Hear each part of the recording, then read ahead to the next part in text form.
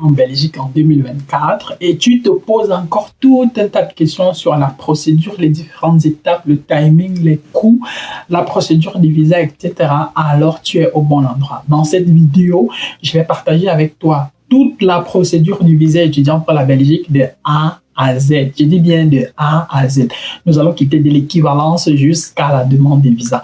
Regardez cette vidéo jusqu'à la fin parce que chaque phrase qui sortira de ma bouche va certainement contribuer à répondre à une question que tu es en train de te poser ou alors une question même que tu as oublié de te poser. Si tu me découvres par le biais de cette vidéo, moi c'est Landry et ici sur Parlons Voyage, je te parle de tout ce qui touche de près ou de loin les procédures de voyage. N'hésite surtout pas à t'abonner, n'hésite surtout pas à nous dire en commentaire ce que tu penses de la procédure, de la procédure de visa étudiant pour la Belgique et ainsi que, étant donné que depuis quelques années déjà, ça semble quand même être de plus en plus sélectif, de plus en plus difficile vu le nombre de plus en plus conséquent de personnes qui veulent aller de ce côté-là. Donc, dis-nous en commentaire ce que tu penses de la procédure pour la Belgique et nous serons ravis d'échanger avec toi. Si tu as besoin d'accompagnement dans le cadre de ton visa étudiant en Belgique en 2024, n'hésite surtout pas à nous contacter à Yaoundé. Nous sommes situés au carrefour Messassi, en face de la station Total, immeuble Express Chaîne, 3e étage.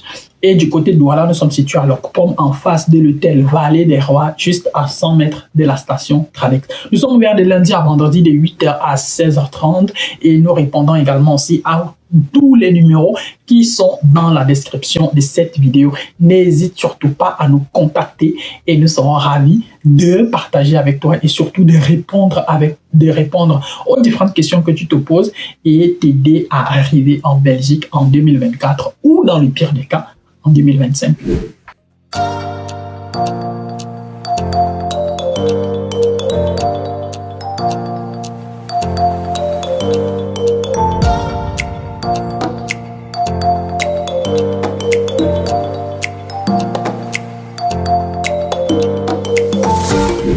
L'équivalence. La procédure d'équivalence concerne exclusivement toutes les personnes qui veulent postuler en Belgique pour le cycle bachelier. Le cycle bachelier, c'est plus ou moins le cycle licence. Du moins, dans le français camerounais, par exemple. Ça correspond au cycle licence. Donc, pour toutes ces personnes-là qui veulent faire le cycle licence, alors il vous faut généralement une équivalence.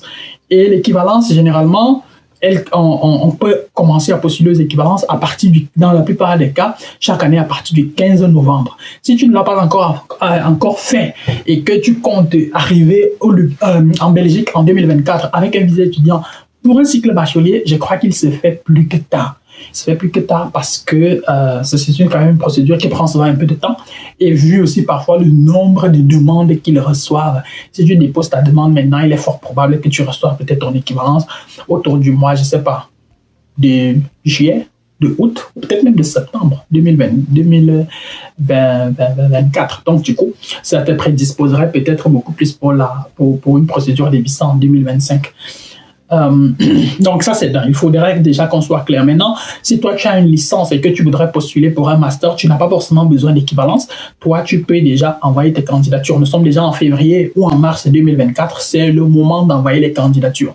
De plus en plus d'universités ont déjà ouvert leur portail de candidatures, donc c'est le moment d'envoyer ta candidature. De plus en plus de hautes écoles également aussi ouvrent progressivement leur candidature.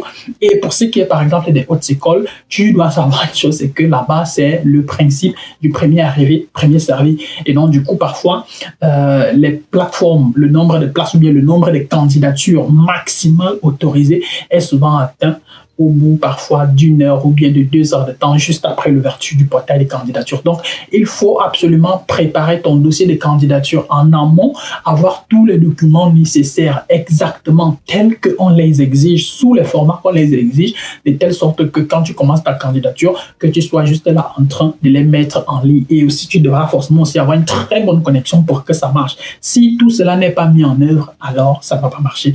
Maintenant, le tout n'est pas forcément d'avoir un dossier complet, le tout est aussi d'avoir un dossier qui peut jouer en ta faveur. Et pour cela, il te faut avoir choisi les bonnes filières qui correspondent à ton profil.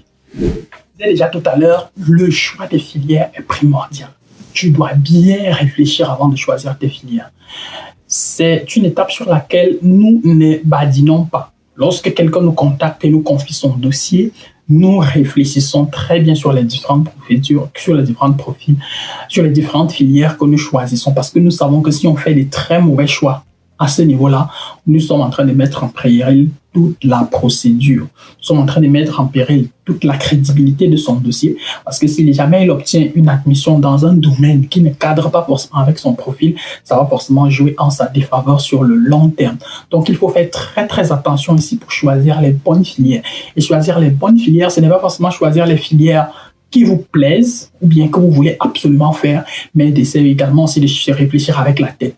Où est-ce que vous avez le plus de chances d'obtenir un visa? Et vous avez généralement le plus de chances d'obtenir un visa dans les filières où vos notes sont également aussi excellentes. Donc, il faut faire une comparaison entre les deux, de telle sorte que si vous voulez absolument faire informatique, et qu'au baccalauréat, vous avez eu 17 en chimie, moi, je vous recommande de virer vers une filière qui va sur la chimie parce que vous avez plus de chances d'obtenir un visa avec une admission en chimie par rapport à l'informatique où vous avez peut-être eu juste 11 au baccalauréat. Donc, réfléchissez avec la tête, prenez cela très très au sérieux. Ça, par exemple, ça fait partie aussi des conseils que nous donnons dans le cadre de nos différents conseils d'orientation que nous proposons aux uns et aux autres, parce qu'il est bien possible chez nous, par exemple, c'est-à-dire tu peux nous contacter juste pour une étude de ton dossier, on s'assoit avec toi et puis on en parle, on essaye d'évoquer quels sont plus ou moins les pièges ou alors les dangers qui peuvent guetter au cas où tu prends tel chemin ou tel autre chemin, et puis on te donne tout un tas de conseils possibles. Donc, tu peux également aussi prendre chez nous un rendez-vous de 30 ou de 60 minutes, on s'assoit avec toi et on en parle, on essaie de répondre au maximum de questions possibles. Donc, fais un choix des filières très, très minutieux, parce que si tu te plantes à ce niveau, tu es en train de mettre en péril toute ta procédure. La Belgique fait partie des pays où le coût de la procédure visa étudiant n'est pas aussi élevé que ça.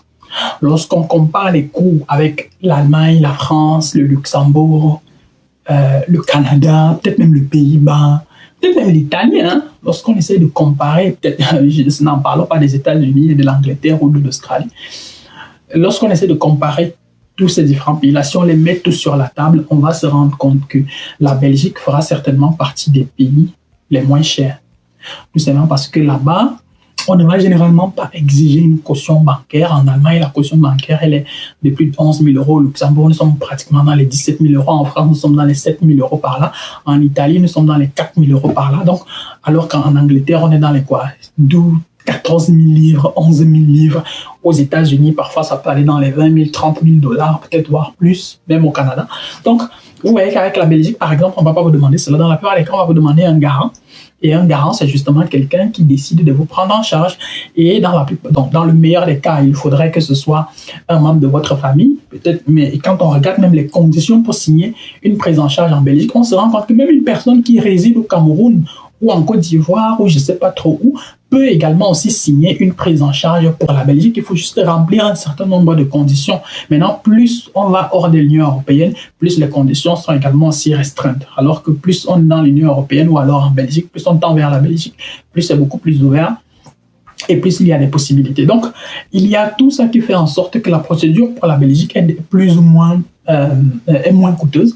Maintenant, ce qui est souvent coûteux sur la Belgique, ce sont les candidatures. Parce que beaucoup d'universités prennent pratiquement 200 euros par candidature, ce qui fait en sorte que si tu envoies 5 candidatures dans une université, tu te retrouves en train de dépenser 1 000 euros. Si tu en envoies 10 en tout, tu dépenses 2 000 euros rien que sur les candidatures, ce qui fait quand même plus d'1 million de francs CFA et c'est pas aussi rien. Donc, il y a également, c'est ça que nous devons prendre en considération ici. Mais, bon, c'est pas ici que je vais, par exemple, parler des près des montants de négociation, des prises en charge. Et ça, c'est pas le thème de la vidéo, c'est pas le lieu. On ne sait jamais qui regarde la vidéo et qui ne la regarde pas. Donc, maintenant, si toi, tu as juste besoin d'une prise en charge dans le cadre de ta procédure des visas étudiants pour la Belgique, tu peux nous contacter et nous activerons notre réseau. On verra exactement ce qu'il y a lieu de faire dans ton cas à toi afin de t'aider du mieux que possible. Donc, voilà, la Belgique, comme je le disais, elle fait partie des pays avec le coût le moins élevé pour les procédures de visa étudiants. Pour ce qui est de l'espace Schengen. Demande de visa. généralement, la demande de visa pour la Belgique, elle se passe en 2 étapes. Il y a généralement une étape, bon, du moins pour ceux qui sont par exemple au Cameroun, il y a une étape qui va se passer à Campus Belgique et il y a une étape qui va se passer à TLS. Donc, et l'étape qui se passe généralement à Campus Belgique, c'est parfois là où, du moins, il faut généralement passer un entretien. On va vous poser des questions sur votre projet d'études. Vous allez remplir des formulaires, vous allez justifier tout un tas de choses. Et à partir du moment où vous avez passé l'étape des campus Belgique, vous pouvez donc passer à l'étape des TLS. Vous allez introduire votre demande de visa. Et c'est TLS maintenant qui conduira votre dossier de visa du côté de l'ambassade. Et à ce niveau également aussi, on suppose que vous avez déjà au moins une admission à un programme d'études en Belgique. Et que vous avez déjà très certainement aussi une preuve de financement de vos études, notamment via un garant. Vous avez déjà au moins une garantie signée qui vous permettra également aussi de déposer votre demande de visa. Et pour ce qui est justement de votre demande de visa ici, il faudra faire très très attention, surtout lorsque vous allez arriver à Campus Belgique pour passer votre entretien, parce que dans le cadre de cet entretien, on va vous poser tout un tas de questions en lien avec votre projet d'études, la pertinence de votre projet d'études, et il faudra être cohérent, il faudra bien répondre, parce que si vous donnez des réponses trop générales, trop en l'air, pas très bien pensées, pas très bien structurées, vous allez également aussi mettre en danger votre dossier et on pourra tout simplement vous refuser le visa. Tout simplement pourquoi? Parce que on va se dire que bon, déjà peut-être il ne sait pas exactement ce qu'il est en train de faire, peut-être il n'est pas très très conscient et donc du coup ou bien voilà, quand vous donnez des informations contradictoires, ça enlève ça joue négativement sur la crédibilité de votre dossier. Et si vous jouez avec la crédibilité de votre dossier, c'est également aussi votre dossier que vous êtes en train de mettre en danger. C'est pour ça que nous recommandons toujours aux gens d'essayer du mieux que possible de se rapprocher des personnes qui maîtrisent du mieux que possible les procédures de voyage. Ce n'est que sur la base du fait que vous vous rapprochiez des personnes qui maîtrisent les procédures de voyage que vous pouvez évidemment prétendre également vous aussi à vous lancer sur ce chemin-là avec beaucoup plus d'assurance. Nous avons déjà fait voyager des personnes pour la Belgique avec un visa étudiant, donc nous maîtrisons la procédure. Si tu es au Cameroun et tu as besoin d'accompagnement, nous sommes ouverts, nous sommes là pour toi, nous t'attendons. Tu peux passer dans nos différents locaux, tu peux nous contacter via les numéros qui sont dans la description de cette vidéo et nous serons ravis de t'apporter notre expertise, de t'accompagner, de t'assister afin que tu puisses arriver en Belgique en 2024. À Yaoundé, nous sommes situés au carrefour Messassi, en face de la station Total, bâtiment Express Chain, 3e étage. Du côté de Douala, nous sommes situés à Locpom, en face de l'hôtel Vallée des Rois, juste à 100 mètres de la station Tradex. Et nous sommes ouverts dans les 2 villes du lundi au vendredi, de 8h à 16h30. Nous proposons également aussi parallèlement des cours de langue afin de vous préparer à vos différents projets de voyage. D'ici à notre prochaine vidéo, bien des choses à vous. Porte-toi bien. Ciao, ciao.